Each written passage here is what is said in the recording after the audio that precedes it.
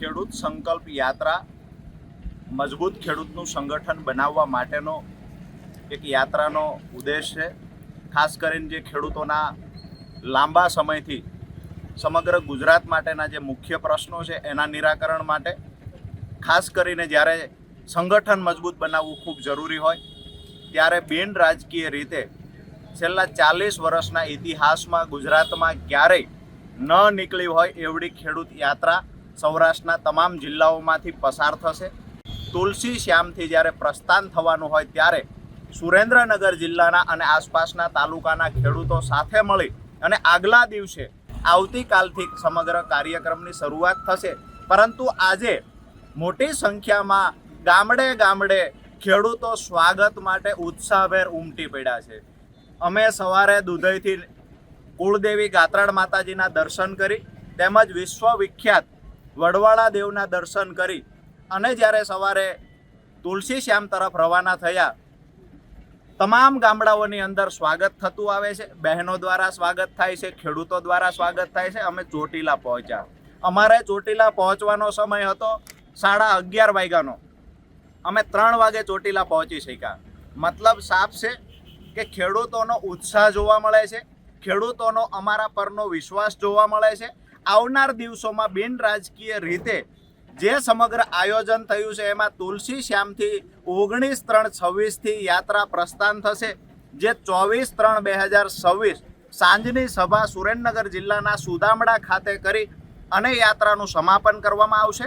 દરેક તાલુકા જિલ્લા મથકે ખેડૂત સમિતિની રચના કરવામાં આવશે અને દરેક જિલ્લાના જે પડતર પ્રશ્નો છે એની એક યાદી તૈયાર કરવામાં આવશે। આવનાર દિવસોમાં આ પ્રશ્નના નિરાકરણ માટે શું કરી શકાય તો એ મુદ્દાને લઈને તમામ સમિતિઓ સાથે ચર્ચા કરી આગામી દિવસોમાં તમામ રાજકીય પાર્ટીઓને ખેડૂતોની તાકાતના દર્શન કરાવીશું। રાજુ કરપડા ચોટીલા વિધાનસભામાં અપક્ષ ઉમેદવારી કરે તો પણ સારામાં સારી ફાઇટ આપી શકે। આપ સૌ જાણો છો ને એનું કારણ છે આ વિસ્તારના ખેડૂતો, આ વિસ્તારની જનતાનો મારા પર રહેલો વિશ્વાસ। માત્ર ચૂંટણીની વાત હોય તો ચોટીલા વિધાનસભા છોડી અને હું સૌરાષ્ટ્રની યાત્રા શા માટે કરું? શા માટે હું હાઈ ટેન્શન લાઈન નીકળતી હોય તો કચ્છમાં જાઉં? શા માટે દ્વારકામાં જાઉં છું? શા માટે અરવલ્લીમાં જાઉં છું? વિષય એટલો છે કે લોકમુખે જે પણ ચર્ચા થાય છે તે વાસ્તવિક ચર્ચા તો એ પણ થાય છે, ખેડૂતના રસોડા સુધી ચર્ચાઓ થઈ રહી છે કે આગામી દિવસોમાં માત્ર ને માત્ર રાજકીય કે વોટ બેંક તરીકે જે ભૂતકાળમાં ખેડૂતનો ઉપયોગ થયો એની સામે આગામી દિવસોમાં મજબૂત ખેડૂત સંગઠન બનશે અને સૌરાષ્ટ્રથી એની શરૂઆત થશે। ખાસ કરીને જગતના બાપનું બિરુદ ખેડૂતોને આપવામાં આવ્યું છે। એ ખેડૂતનો દીકરો કોઈના કારખાનાનો મજદૂર બને તો સૌથી વધારે આઘાત અને દુઃખ લાગે તો એક ખેડૂતના દીકરા તરીકે રાજુ કરપડાને લાગે।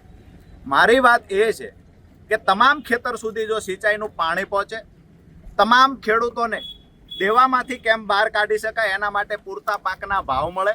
માત્ર ખેડૂતના નામે રાજકીય પાર્ટીઓ જે રોટલા શેકી રહી છે તો માત્ર ખેડૂતના નામે રાજનીતિ ન થવી જોઈએ। ખરેખર તમામ પાર્ટીઓએ સાથે બેસીને ખેડૂતોના પ્રશ્નોનું કેવી રીતે નિરાકરણ લાવી શકાય એ દિશામાં આગળ વિચારે તો ખેડૂતનો દીકરો એટલે કે જગતના બાપનું બિરુદ મળ્યું છે એ ખેડૂત। અને ખાસ કરીને અમારા ઠાંગાના ગામડાઓ આજે ખાલી થઈ રહ્યા છે, ઠાંગાના ગામડાઓ ભાંગી રહ્યા છે, ખેડૂતના દીકરાઓ ન છૂટકે કોઈના કારખાને મજૂર બનવા લાચાર છે।